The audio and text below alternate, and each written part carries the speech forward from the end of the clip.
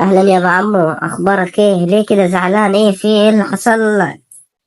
الدنيا لطشوا معايا ولد خالتي، ما عرف يعمل فيها ايه. ما تقلقش مقضية يا ولد خالتي، ما تقلقش، انا معاك، طول ما انا معاك ما تقلقش. ايه عاملين يا جماعة؟ انا بدي اشتري هذا البيت 3 مليون ريال سعودي.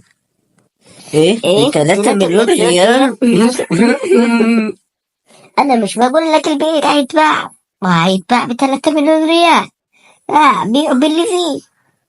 تصدق يا واد الدنيا هتبتسم لنا ياد، وهتفتحنا لها وشها.